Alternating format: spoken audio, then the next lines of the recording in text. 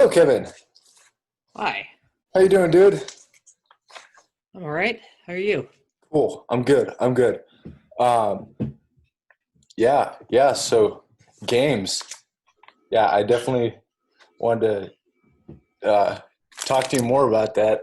So I am recording. If you want to just shoot the shit for a minute, I can Okay. like take that off. But yeah.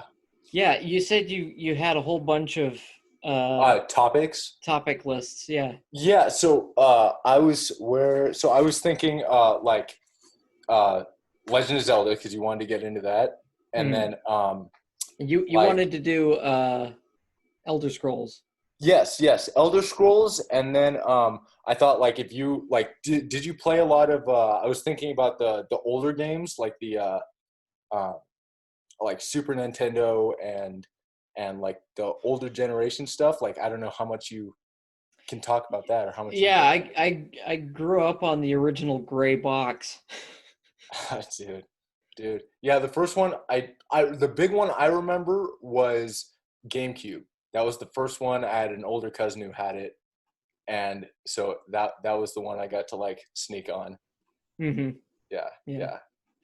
Yeah, that was my like fourth console. Like Mm. um I've got a couple of things just sitting right here, a couple of old cartridges. Uh Yes. it's The Sarge's N64. Heroes and was this like WWE Royal Rumble? Mm, mm. No, WWF. Yeah, okay. Yeah, as far as my generation goes, like I'm familiar with the Nintendo, the N64 cartridge, but I never played the what was that? Was that Super Nintendo? Yeah, that's the Super Nintendo. Right now, I think the most popular avenue of um, playing that outside of like having a Wii or something or Mm. whatever the new thing is to use an emulator. Um, and so like that's not uncommon. But Like for it PC? yeah. So folks will play Legend of Zelda: Link to the Past on that, and other older games like Star Fox. Mm. So yeah, I'm familiar with stuff before even that. So Yes. And then I became familiar with it when it came along in like Super Smash Bros. And I got to like play it without knowing like the original game. yeah, like who are these people? What like Yeah. Or the newer versions, like the first I played Star Fox with where it was him and that girl Fox. Crystal? Yes. Yeah. Yeah. Uh-huh. Major crush on Crystal. So do a lot of people. She was cool. It was a bit of a phenomenon. It was kind of like like when Who Framed Roger Rabbit came out. It's like that's same kind of thing happened with Jessica Rabbit and all Mm, that. It's just yeah. and who was it? Babs from uh It's the monkey game? Space Jam. Oh, Space Jam. Okay. Oh Yeah, yeah. yeah, Yeah. The hot ones. yeah. It's like The it's just cartoons, people. Like my gosh. that does not stop them. And then nowadays it's people are going retro, actively going back to like Are Velma they and really? yeah. That's Oh that's my a gosh. that's a living meme, Hmm. or that's one that's out there at least. Yeah. So, like, I'm seeing people get like really into retro gaming, like retro, like way back.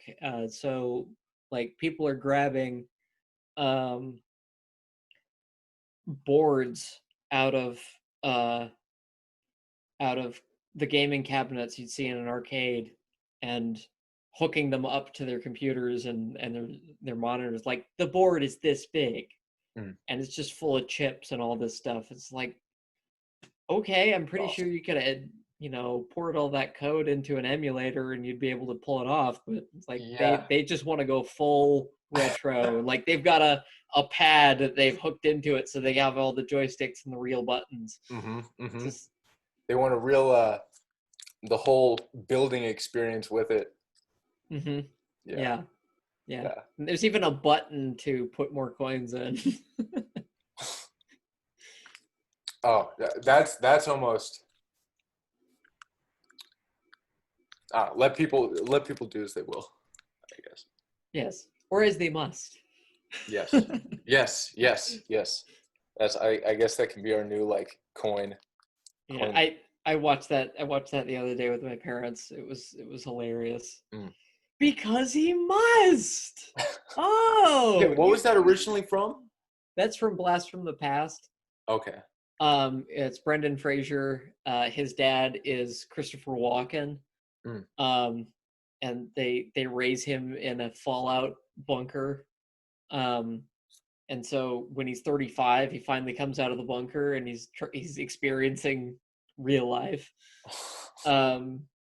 And so he sees the baseball game, and his dad had explained to him what baseball was, because he can't do baseball. They have no room.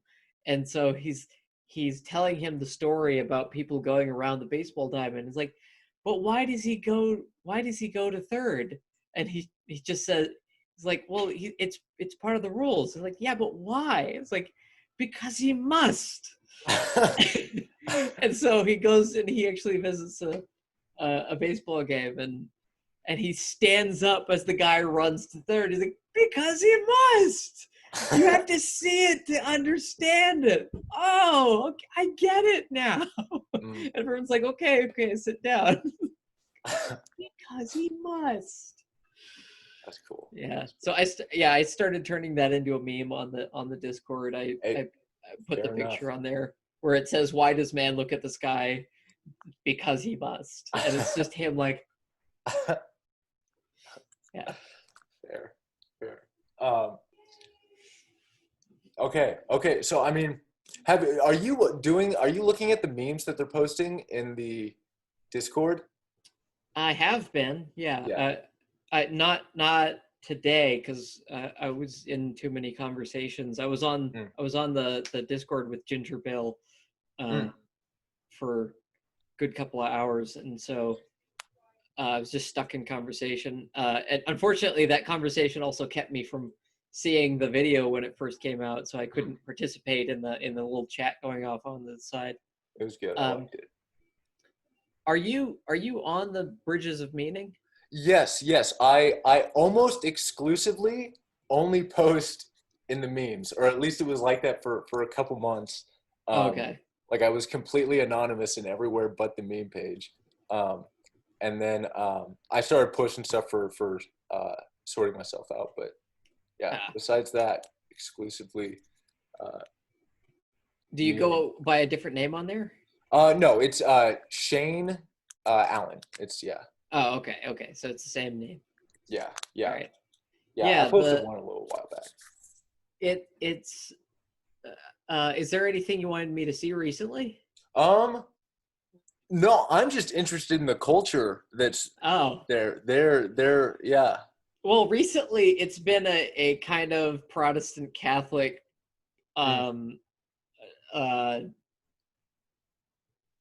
friendly meme battle where it's just like you've got like call and response of these basic memes. Yeah. Give me 1 second here. Light. Yeah. That just would not fly. Yeah, and I look a lot warmer with this light. I changed the light bulb. This one's a lot more orange. The other one's I like it. A plain white. Sure. So how much of the Zelda story were you able to digest? So I have been a fan like since I was a kid. And I know, so I basically know, it's Link with he's saving Zelda, and Ganon either has Zelda, or he's he's the antagonist. So Yeah. Ganon's the antagonist, and then um, and he goes to save her. Like that's. I mean, I've played through um, the Ocarina of Time and Wind Waker, Mm, and okay. then some of Majora's Mask. I didn't. I want to say I played through Ocarina of Time, but I think there was a glitch when I was playing it when I was a kid, and I Mm. didn't get past the. It was either a glitch or some difficult part in the water temple uh, that I did not Oh, get past. okay. Yeah, that'll stop people. Like there's certain levels in certain games that will stop people from playing, and they'll forget about it, and so they Mhm. won't go back to the game. I had the same problem with Metroid Prime 2, I think, Mm. where the final, like I was stuck on the final boss because you have to use every resource you have, like Mhm. all of the power-ups, and I I just couldn't do all of that thing and maintain my level of health. And so I always died. And Mm. so it just got like, if you don't 100% that game, it's extremely difficult to beat the final boss. So in the water temple, the levels and changing things is very difficult. You're talking about the water temple when you're an adult. Yes. Okay, yeah, yeah, that's extremely difficult. Um, it's probably one of the most hated levels in video gaming because it's so much backtracking up and down. And that almost makes it like one of the best, or a good one at least. I guess it's a legitimate challenge. Yeah, yeah. You're trying to work out the puzzle because the entire place is a puzzle instead of just having a puzzle here and there. Mhm. Um, where the same thing happens in Majora's Mask. So I'll warn you about that. The water temple there is a whole bunch of, instead of water levels, it's water currents, and so you're trying to go in the right direction, and that's just as infuriating because you'll get swept up in the wrong current and end up Mm. like 3 chambers back, and you're gonna have to do everything all over again. Mm.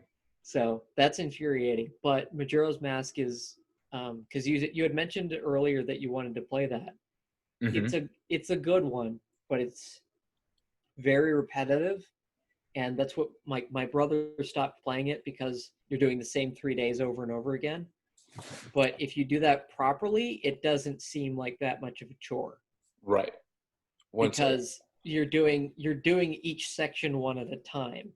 Right. And I definitely like more difficult games Mm. nowadays, especially.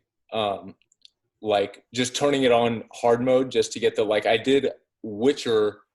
I started doing it on the harder difficulty, and it was Mhm. more fun. Like it wasn't the as like I couldn't just sit back. That's basically the difference. I couldn't just sit back and like play the story. Uh, It was like the difficulty, and then maybe like the way I thought of it was like the story was the prize for beating these levels. yeah. Yeah. See, a lot of games for me is I just put it on easy because I'm not interested. I'm Mm. not interested in doing the same level over and over and over again, just dying all the time. It's like Yeah. I want to get through, not because I don't want any challenge, but because I want to know the story. Like that's the way I've been since I was little. I'm just like, well, what's going on? Why? Like that kind of thing. And so like a whole bunch of multiplayer games don't really hold that much meaning to Right. me. So I gravitate for stuff like if it's got a good story, I'll go for it. That's why I was really disappointed when all of the first person shooters started to gravitate towards multiplayer instead of actually investing in a good story. And so they just, like, the Battlefield games didn't really have a story. They had missions in which things happen and you kind of understand the through line, Right. but there's no overarching story. You have no idea Right. what's actually going on in the Battlefield world. It's just Right. this generic, oh, we're fighting Russians this time. Oh, we're fighting. I think at one point we were fighting the Chinese at one time. It's like Right. I think that was Battlefield 2 or something. We were fighting the Chinese for some reason. It just they never explained anything. It was all an avenue towards getting you to multiplayer. So in Battlefield, were there like tidbits of story in the like in battles, or Not how in does? battles, no. There was tidbits of story um, within the cutscenes in between. That's why Battlefield Bad Company was such a hit. That's a legitimate story. You're following four guys around through the eyes of one of them, and it's your team working together, and it's actually kind of funny, and because they're ridiculous. Their entire dynamic is ridiculous. You got the generic black cop kind of guy who is basically uh like from Lethal Weapon, like I'm 3 days from retirement. That's Right. like The he's hell am I doing awesome. here? Yeah, so that kind of guy, and he just wants to go home and fish with his family. But every single time, something comes up, and he's just like, fishing would have been boring anyway, and he just leaves. And he goes and he goes and fights and helps the guys out. And it's just like he's got to do it. And you've got Haggard, who's just this idiot who blows everything up, and you've got Sweetwater, who's the nerd who actually understands what's going on around them. And then you've just got the new guy, who's the new guy who does everything because everyone makes him do it. So it was a legitimate storyline, which is why the Battlefield Bad Company thing took off. I just wish they would keep that going, but they kept going into the serious Battlefield stuff from like 4 and 5 and 6 and all that. It's just another war game. Yeah. It's like, we've got war games. Battlefield Bad Company was something new. Yeah, that was cool. I think, yeah. It brings in that kind of Hogan's Heroes kind of thing, where you've got the silly fun guys in the middle of World War II. But yeah, it's segueing back to Zelda. So the plot, as far as the timelines go, is that in Skyward Sword, that's the beginning of the story. None of the loops have happened yet. And so actually, I think it might be on the second loop or whatever, because it's a continuation from what happened before. So the great evil was defeated by someone before, but it wasn't a loop yet. So it was defeated by like generic hero, and there's a goddess that kind of holds everything together, who is not a part of the trinary goddesses that made the land, which everyone basically learned through Ocarina of Time. That's at the beginning of that. And so you become a facet of the hero, and Zelda becomes the embodiment of Hylia, who is the fourth goddess that's kind of holding everything together. And so she becomes the reincarnation of Hylia every single time. And you become the reincarnation of the hero. And that's because the bad guy at the beginning, when you defeat him, he curses you to this loop. And he said, his anger will always manifest, and these two other people will always have to come back to fight it. And his name was Demise, I think. And so he obviously looks like Ganondorf. And so that aspect keeps going through all of the iterations of evil. Okay. And then you've got the hero and the princess every single time. And that loop was broken in one of the timelines.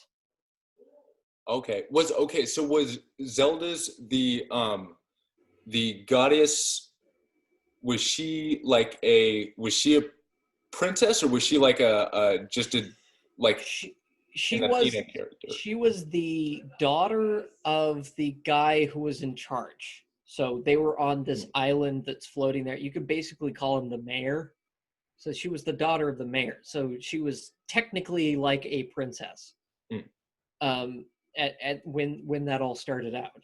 Mm. I don't know his official position. You might be able to figure that out, but I don't remember it because I didn't play that game because I didn't like the game. Like that, the whole concept of the game didn't jibe with me because on one hand they wanted it to be the beginning of the story. On the other hand, part of the story was showing all of this stuff that happened in the past. It's just like you can't have both. So it got kind of convoluted, but that's where they put it in the timelines. Is they put that as, I mean, it sounds interesting as an idea. yeah. And I had shared, I gotta find it on Twitter, but I had shared a timeline that I had kind of figured out. I said none of this happened. And it was a storyline between four guys. Okay. So, Here, let me fix my chair situation real quick. Okay. And then I'll see if I can find my link. I posted. There it is. Okay. Yeah, I actually posted this to that Undying Nephilim guy. Not that shit.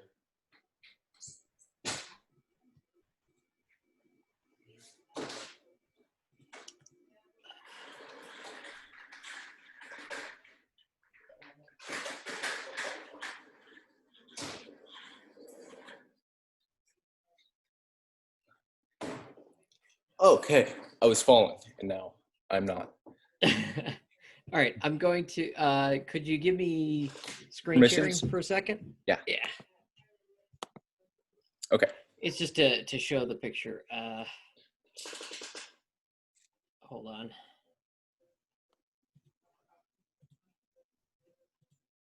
Come on. Work with me. There we go.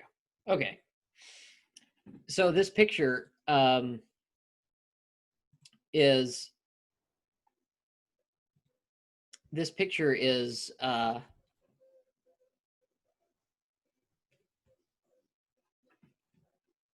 there's a couple of games in the timeline called the Four Swords Adventures. And so like you've got four swords in one spot, four swords in another spot, and it keeps bringing up this idea of these four heroes. That was actually my favorite one. Was the Four Swords Adventures? It was the first one that I was like, yeah. That was probably one of my favorites. And so when I looked at that and then I saw the timeline split, I'm like, wait a second. The different aspects of the links that pop up in these stories kind of correlate to these timelines. So it would actually make more sense for these to be parts of certain people's timelines. And so I was looking at it and went, okay, so you've got these four guys. They're not all Link. It's just Link is the name of the hero of the story whenever these stories are told. And so it goes, Blue Link is in the Link to the Past. Mm-hmm. You've got Red Link in the Oracle games, and then you've got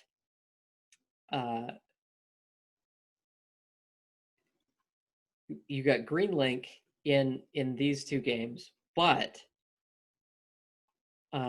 these two games are kind of shared with other adventurers. Okay. Because like more than one thing is going on at the same time, and so I had kind of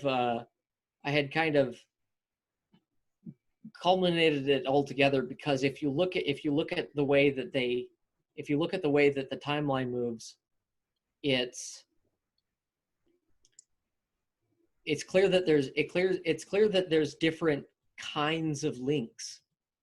Because some of them have more of a personality than others.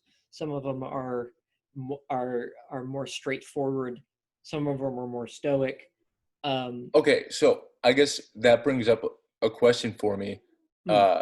Is so do you think that's okay? The different types of links. Do you think that's purely just a developer thing? Like the people who developed it just happen to like a timeline, like thinking about it from the timeline, like does it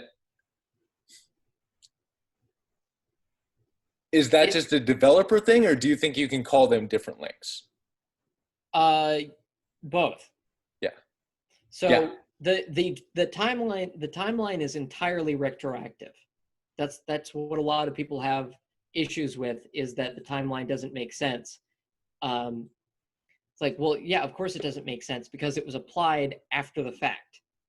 Like a whole bunch of the old games are in an entire timeline where Link dies in the Ocarina of Time. It's like that's not even a prospect people want to bring up.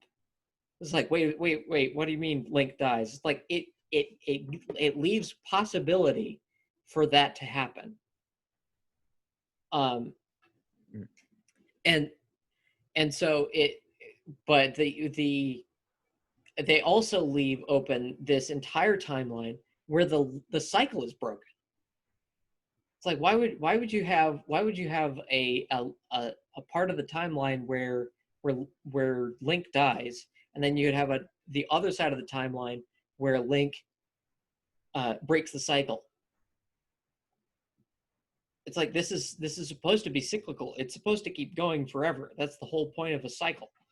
But um, it kind of comes to a point because looking into like Eastern philosophy and like Buddhism and that kind of thing, it is cyclical, but there is a culmination eventually. Um, it does come to a point, and some would call it nirvana, some would call it a singularity or things like that, and depending on who you ask.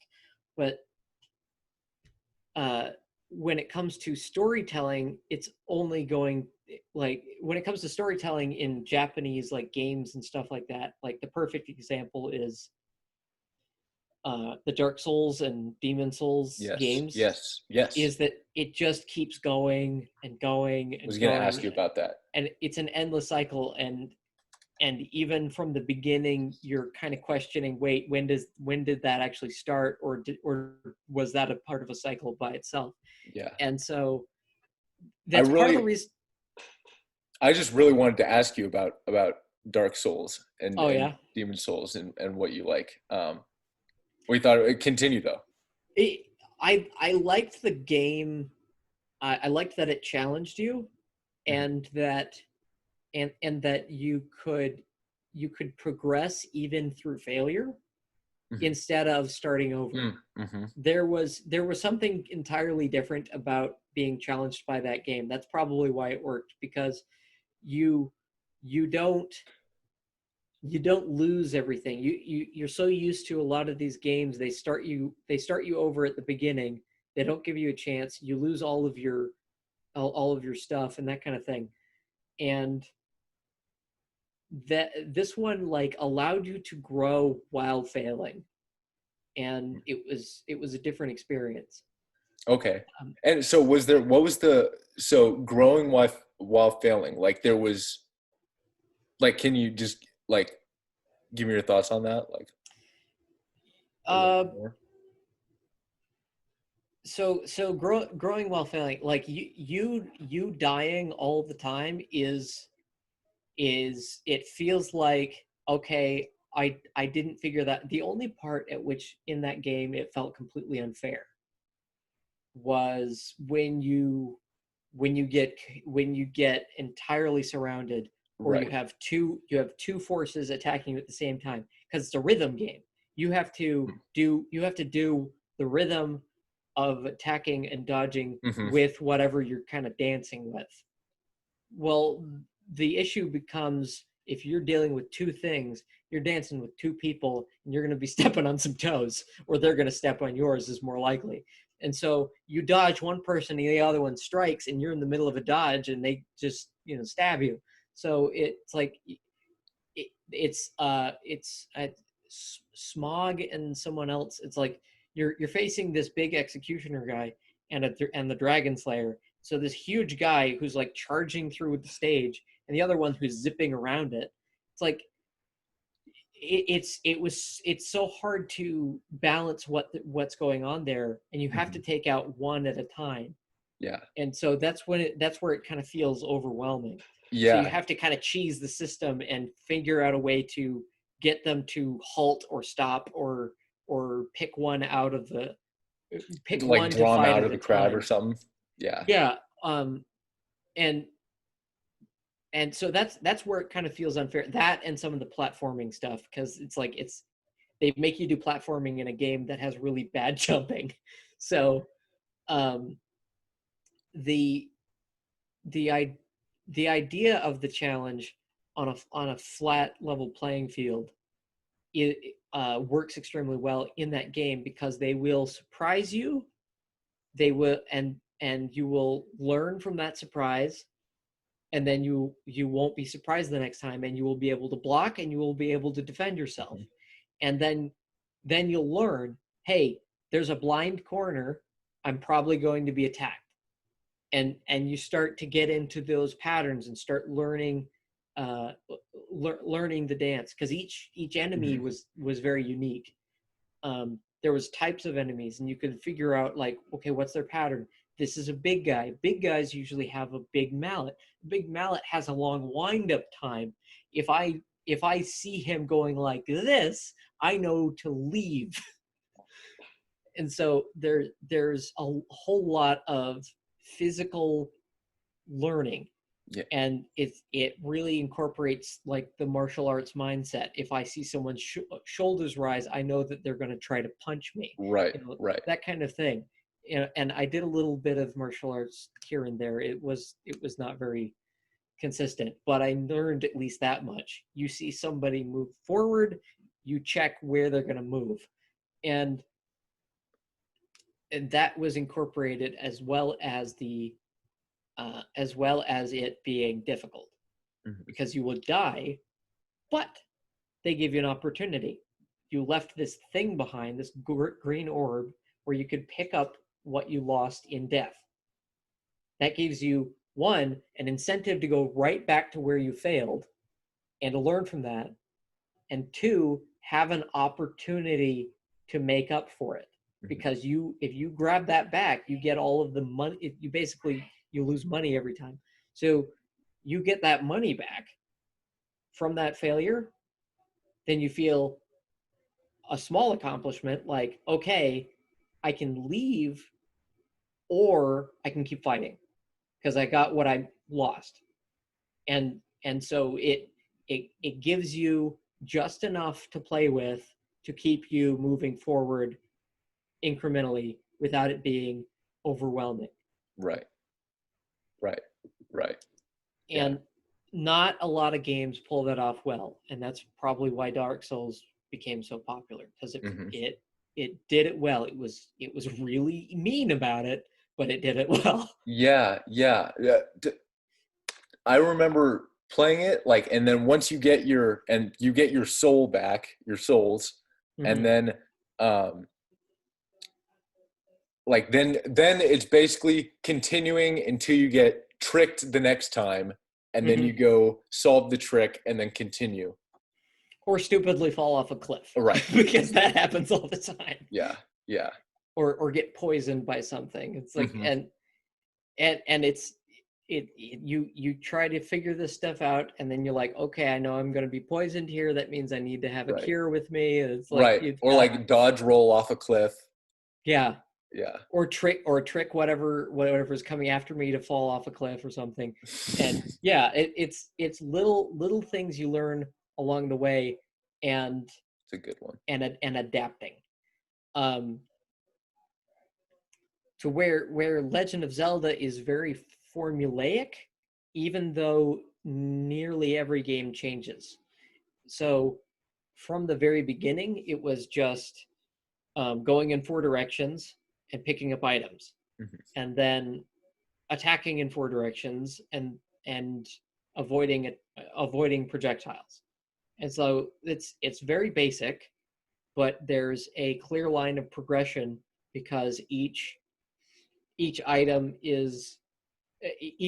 allows you a certain level of freedom. You get the bombs, you can open up doors. You get the raft, you can go across water. And so, or you get the ladder, you can go across small gaps.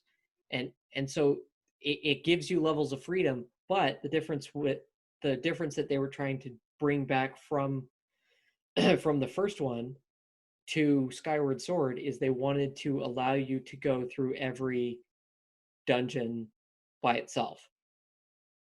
So you can technically, if you want, you can go straight from the beginning and fight Ganon. If you want. It's a really bad idea, but you can do it. And people have. So it gives you full freedom, but it's the implementation that kind of fell flat in certain areas because there's a certain level of storytelling people expect from ever since I think Link to the Past. People want to know what's going on, and if you run from the start all the way to Ganon and somehow beat him, you have no idea what's going on. So, and there's whole parts of the game that you can skip. You can skip entire parts of the game. So that's why things like A Link to the Past and Majora's Mask and Ocarina of Time were so successful as balancing story and gameplay, because each item you got was a key. Instead of just allowing you a little bit of mobility here and there and letting you go straight to the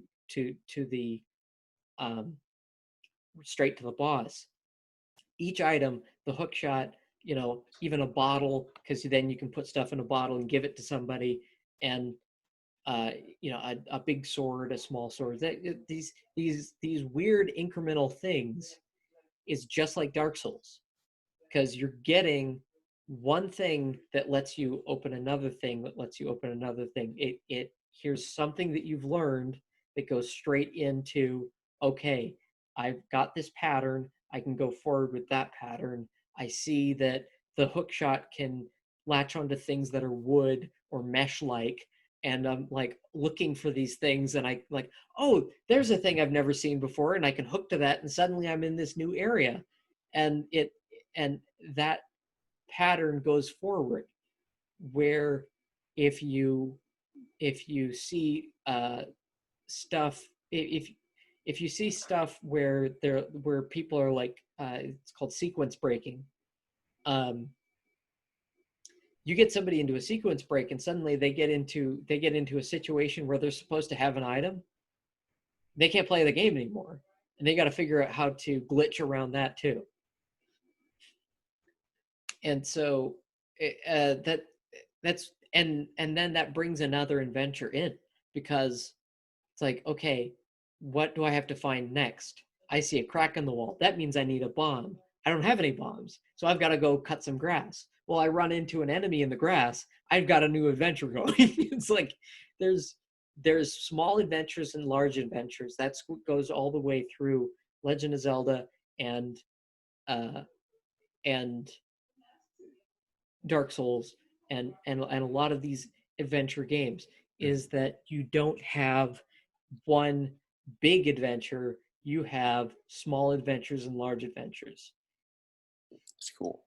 And that gives you that sense of progression without being overwhelmed. Whereas you put yourself something into like something like Rainbow Six,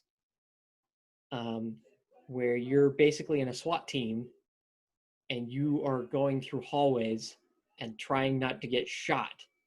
It's like that. There's not a lot of progression there because the enemy can be anywhere. you don't know exactly what you're looking for. All you can do is be as cautious as physically possible while trying to stay within the time limit of whatever mission you're in. And so it's just it's a constant tension. And And so then that doesn't really release until you finish. right, right. And then the progression is like I just thought like, how does like Call of Duty or Rainbow Six, like the progression is after the battle, then you level up and you can go back in with whatever like you unlocked. Yeah, but the difference is Call of Duty is you mowing down a whole bunch of people. Hmm. It is the enemy. They're basically enemy waves that are showing up out of nowhere, and you're ducking behind cover and shooting. The Hmm. difference between Call of Duty and Rainbow Six is that you get shot once or twice in Call of Duty. You wait for the jam to go away from the edge of your screen, and in Rainbow Six, you get shot. You're shot. Like you're hurting. You're bleeding. There's something wrong, and that's why in a lot of these survival games they'll be putting in bandages or something like that, and that kind of works and kind of doesn't, and they kind of gamify things, but they try to bring a level of realism in through that way. But it in especially in the older ones, if you get shot once, you go from your health is three settings: green, orange, red. That's it. There's no in between. It's you're injured or you're dead. Okay. And so there is very little room for error. And in some of the older, like the Ghost Recon, that's what I'm thinking about. Ghost Recon, you're injured or you're dead. Um, and you're usually in these kind of sprawling places, and so you have no idea if anyone's out there, if they can see you. If they shoot you, you're gone. And so it's extremely realistic, but it's kind of bad for a video game um, because there's not really as subtle a progression there. It's punishment, start over, Right, punishment, start over. It's kind of like the old Castlevania stuff. You would die and then you start all the way at the beginning again. right, right. Which it gave people a challenge, but it wasn't a progressive challenge. It wasn't it there weren't increments. It was you're done, start over. Hmm. And so it was a lot more punishing. Yeah, And yeah. I where vaguely remember playing Rainbow Six, and you were on a mission, or yeah, you were dead. Mhm. Yeah, Yeah, yeah, it's very there. The Tom Clancy stuff is very black and white in some points. yeah, I think that's why Splinter Cell really took off, because not only is it a great uh, kind of a realistic stealth simulator, I guess I would call it, but um, they allowed progression, and if you got shot, you weren't immediately dead. They had a bit of a health bar going on that, and it allowed people to move forward point by point, and there was a coherent narrative structure. So this is a video game. This is not a mission game or a simulator. mm, This is a video game, and it has a real narrative, and you can go through it, and it makes sense, and it's coherent. Where a lot of the Rainbow Six and that kind of stuff is like they'll give you this mission briefing and you don't actually know what's going on. Like, what's the overarching story of this? Like, well, you don't really care. It's like even right, like the Ghost Recon Future Soldier stuff, even that tried to put a storyline in it. Like you're trying to help out with this like resistance group or whatever, and like trying to keep this country from falling. It's like, do you really care though? Like I have a stealth suit. That's awesome. Like that's the only thing I'm paying attention to right now. It's like this plot is too it's trying to be too whatever. gritty. Yeah, So there's levels at which people will love things and levels at which people will forget things entirely. right, I right. don't know any of the plot of any of the Rainbow Six games at all. And there's little gems there, though. Yeah, there's Yeah. little gems. It like I remember points at which I got through a mission and said, "Oh my gosh, my heart is racing. I was on edge that entire time and I didn't get shot once. That's awesome." That that is a complete victory. Mhm. But it takes so much time to get there, you Right. forget the rest of the game. Right. Yes. Yes. Yeah. I remember there was games like that. Like I don't know why I thought of Hitman as Hmm. one kind of like that, where you're halfway, you're having fun, but you're halfway stressed the entire time, and then you Hmm. freaking get there, and it's like, oh, you Yeah. get your reward, and then on to the next level. Hitman has roughly the same problem where the story itself is kind of forgettable, Hmm. but the Hmm. levels and layouts and all that strategy stuff is kind of memorable because you're spending so much time like, well, what if I do this? If I tweak this little thing here, and so that pulls in where you're remembering the game more than the story, Mm. and that's where something like Legend of Zelda excels. Where if you play the Ocarina of Time enough, you remember both, and so Yeah. you can like, oh, I got to go to this place now, and I got to go to that place now, and this cutscene's gonna happen, and like, oh, I know who I'm gonna meet next, like, oh, I'm looking forward to this, and like this is the part where I jump over the fence with the horse, and it's like, and there's this big triumphant reveal there. It's like there's it's like watching your favorite movie all over again. Yeah. Yeah. um and so that's that's proper video game narrative balance. Oh, dude, and then the freaking the soundtrack is like Yes. pushes you through. Yeah. Yeah. Yeah. You can't do any of this without proper music. Hmm. um Mm. where like I couldn't tell you for the life of me what the music for Dark Souls is right now. It's like some depressing Dreary. Yeah. a couple of notes on a piano, ding ding ding ding ding ding. It's just like, okay, that's sad, but I can tell you, I can tell you this hard part that I struggled through, that I actually achieved. It's like, Right. okay, that I can tell you. Whereas in Legend of Zelda, each individual spot has its own music. Hmm. It's like, exactly when you're in the The uh, market square or the town. market square of the town. When you're in Ganon's castle. When you're in a dungeon. It's Hmm. got that creepy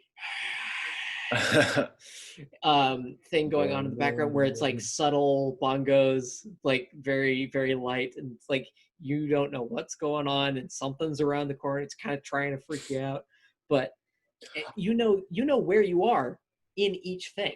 So did Dark Souls and Demon Souls that had like no soundtrack? It did. It There was there okay. it did. It falls into the same problem that a lot of Marvel movies have, where they have very generic action background Mm. music, Mm. and so it's all stylized. It's all that kind of same orchestrated, sweeping, piano-y kind of music, but it's all kind of in the background, and it's not really pushing Hmm. itself into the forefront Hmm. of your memory. Um, Whereas like all the boss, or most of the boss music in Legend of Zelda is the same, but you know it. Dun dun dun dun dun dun dun dun dun dun Hmm. dun dun dun dun dun da da da. It's like you can tell what's happening. It's like, I'm in a boss battle. I need to run. I don't know what's happening. So uh, they really incorporated each part. Um, let's see, and another good one that does this is GoldenEye. Hmm. Okay. Golden GoldenEye, you know what mission you're on just from closing your eyes. So it's like, okay, I'm in the silo. I'm on the dam, or um or in the graveyard of statues or whatever they call that place. But you know what's going on with your eyes closed, Mm-hmm. and uh, because of how interactive that game is with all the sounds and the individual stuff, and you could probably play that game with your eyes closed. Who knows? Because it's a very linear game, but um, its sound design is very compelling Okay. because Okay. because because there is very little overlap. There's a big differentiation between sounds, and they're all iconic. um there None of them kind of fall into that generic background music thing Mm-hmm. where it's just like, oh, this is just something that would play behind an action movie. That's like Right. what a lot of Michael Bay stuff. It's like, um if you turn on Pirates of the Caribbean, you know who's on the screen. like this, that's Jack Sparrow's theme right there. And it's like, Mm-hmm. you know what's going on. A lot of horror movies do this properly. Like if you hear the you know somebody is going to be killed by Jason. I think it's Jason, but Yeah, the, proper sound design can really make a game for sure. where uh, and at the same time actually, let me put it this way: proper sound design can make a game memorable. Like it can imprint you.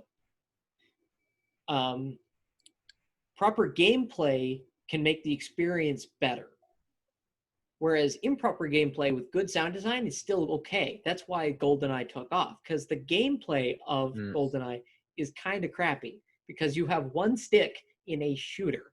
Like you're aiming around like this. It's like it's really bad by today's standards. Yeah, But depending on, I mean, do you think people like, depending on your preferences, I mean, it can still be good, but if you're focused on like, let's see how the gameplay is, you'll probably experience it uh, less so yeah, than, yeah, yeah. like I had to replay the game through a Doom emulator, and that's on my channel.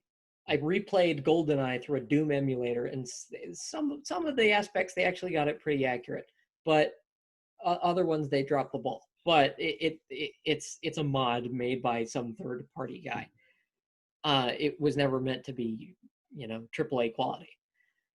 But I had to play that through that because I tried to play it myself again with those kind of old janky controls, and it just doesn't hold up anymore because I'm too used to being able to look and aim separately, to to to move and aim separately, not look and aim. Mm. That's the same thing. But to move and aim separately. And Doom itself, you couldn't look up. You couldn't look up, you couldn't look down, you couldn't aim at anything. You were on one plane. And I heard this explained a while back. Doom is basically two-dimensional all the way around. All the three-dimensional aspects of Doom and those kind of games is entirely an illusion. What you're seeing is all flat. All of it. And so Yeah, I hadn't played Doom. well, if you ever watch it played, you're looking at a flat thing, even though it looks like there's a 90-degree bend here and here's a wall. That's a lie. There is no wall there. That is also here. It's just projected here. It's so weird how they got all that to work, because it causes a whole bunch of it allows you to save resources, so you're not making 3D environments and making everything like giant megabytes of information, where you that would be the case in something like Legend of Zelda. Like there's 3D meshes going on there and everything. Um, but in Doom, with everything being flat, everything can be loaded in. Like if you if you downloaded something that was like a mod to Doom, most of it would probably be in kilobytes, because a lot of it's code or pictures or something, and it's old and small, and but uh, the workarounds people did with this stuff makes it amazing. Like if you talked to these original programmers and then you showed them what people did with it later in making 3D environments out of the things that they made out of things that were completely flat, it would blow it not would it does blow their minds because they had to program all of this stuff. And so like I was saying with gameplay gameplay attributes to the experience. um, Music and storyline attribute to memorability. No, storyline attributes to memorability, and music attributes to imprinting. And so you will get a bigger wave of nostalgia if you come into a room and that music plays. Whereas if you're just playing the game that you're used to playing and no music turns on, you're just playing the game. Like you'll get a wave of memories the moment the music plays, and it's like all the other times that you've entered this room and that music is turned on, that'll all play back. But when you're not playing the game, a good storyline will help you remember the game. Right. And gameplay will help you interact with that memory. If i if i had no ability to aim properly in the original GoldenEye, I would not have the same affinity I did for it, because I used to be able to stealth some of those missions, and that's not possible anymore uh, through stuff like Doom. Like there's very minimal amounts of stealth you can do in Doom. Yeah.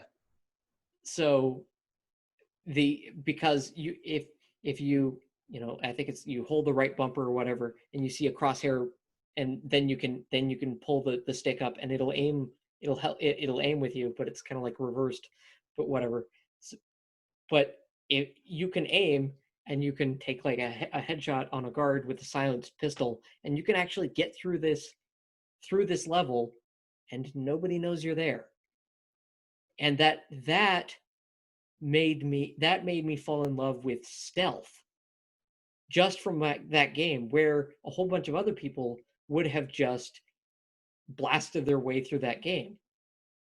And I've done that because I went back to it with the original graphics and everything, and I found the aiming thing too cumbersome, and I tried to stealth it and nothing worked. So I just had to blast my way through the game, and suddenly all of my memories and nostalgia left. All of my enjoyment was gone because the gameplay didn't work anymore. So it's a proper balance of all of these aspects, Right. So because a game is experiential. right, right. I think that's probably, I mean, they're all important. I think the one I notice most is gameplay. Mm-hmm. Like that's definitely the one, the first person that, like the experience.